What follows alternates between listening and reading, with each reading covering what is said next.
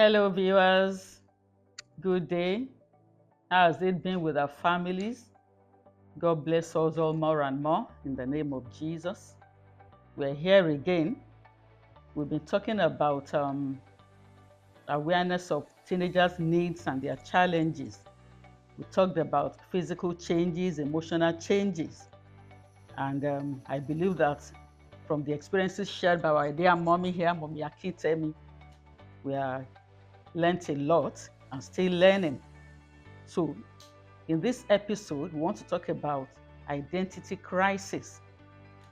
This is one of the issues teenagers have. You know, they start wondering, who am I? You know, must I follow my parents' values? Peer pressure is there, to question all they have been learning from infancy. And it's time for them to make up their own minds. The path they want to tread, the course they want to chart. Do they want to believe in their parents continuously and just follow whatever values they are given by them? These are the questions, the reality that confront them. And it's not a time to condemn them for being creative or wanting to know whether what they believe is the best that they can believe. So, once again, Mommy, thank you so much for sharing your experiences with us. So, in your sojourn with teenagers, what do you have to say about this identity crisis, Ma? Yes, teenagers do experience identity crisis. Like we said earlier on, they are neither children nor full adults. But they see themselves at that stage that I'm an adult because physically they have the features of an adult. So, and we parents too, we don't see them as an adult. Many parents think more of them as still children, and they want a sort of freedom that let me, for once, I'm now big, I want to have my idea, I'm big, I want to, and so they start questioning their parents. Some of them want to think on their own, they want to make decisions for themselves, decision of who can be my friend, decision of courses I have to take. Maybe you have seen their talents. At this time, some of them might even tell you, I want to be a footballer, a professional footballer. So don't be so, when the child talks like that, and you are thinking, my child has to take up a profession that is marketable, that will make, be an architect, make a future. You might be right, because after some time, the season of a footballer goes. And today, it's just that things have changed. Earlier on, I know when we were going, some of these footballers are professionals. Some of them are like Amokai, or what do they say, was a lawyer. Some of them, one player was playing for Brazil at that time. He was a medical doctor. Wow. But things have changed now. And this is the time they want to even listen to follow their peers more than you. But what we need as parents is understanding. You see, when you are expecting something, it doesn't just come on you suddenly. I'm expecting that at this stage.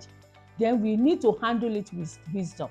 Number one, the teenager that is showing that, he too has understanding that my parents are going to condemn me. We are going to be at crossroads. This may even lead to something.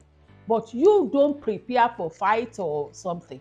You have understanding and then right counseling.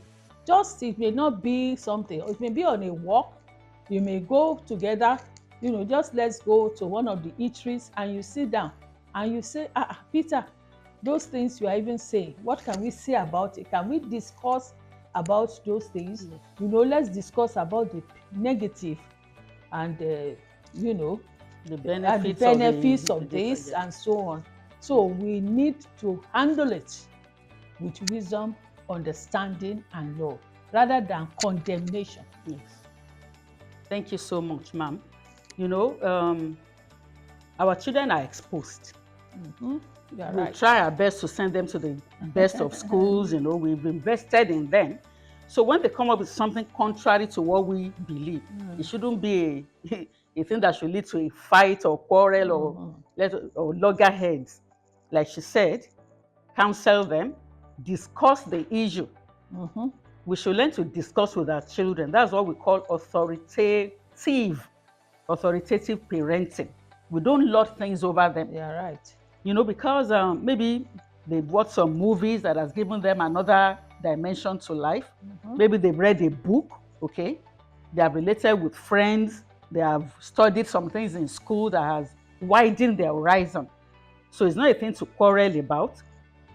It's a thing to gently and patiently reiterate your values and the reasons behind your values. For children to get to a level where they ask themselves questions about themselves. Who am I? Where am I going? What is my plan, my vision? What course do I want to study? We have had course in the past on this channel to address an issue called vicarious living, where parents have said, what I couldn't become, it's by force for my children to become that. And it's a serious thing. It is. And I call it very, very unfair. You wanted to be a medical doctor, you couldn't achieve it. Why would you now force a child by all means to achieve it for you? So, as we round up this episode, I want to say this to parents. Please deal with your issues and conclude it. For instance, somebody, let's assume that a mother had a relationship, okay, a romantic relationship with a guy from maybe one country or another part of our own country, which did not work out. And then you now say, nobody must go to that place to bring it, things like that. Yeah, I was supposed to be an architect, it didn't work out, so my son must be an architect. No, that's not right. Everybody has his or her own positive sides, their own dreams, their own capacities. So we shouldn't force anybody to be what they are not wired by God to be. So our children will come to the level of identity crisis, and we must be there to reassure them that all is well. The values you've taught them, the upbringing you've given them, reiterate it to them and tell them the reasons that led you to those values so that you'll be on the same page. Okay. Thank you so much, ma'am, once again.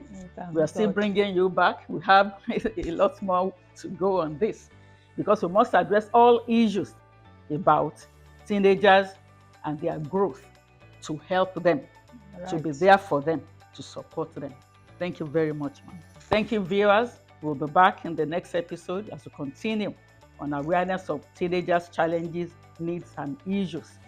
Thank you. Please remember to share, to subscribe, to like, and please pass your comments so that together we can rub minds and make our children and families the better for it. God bless you.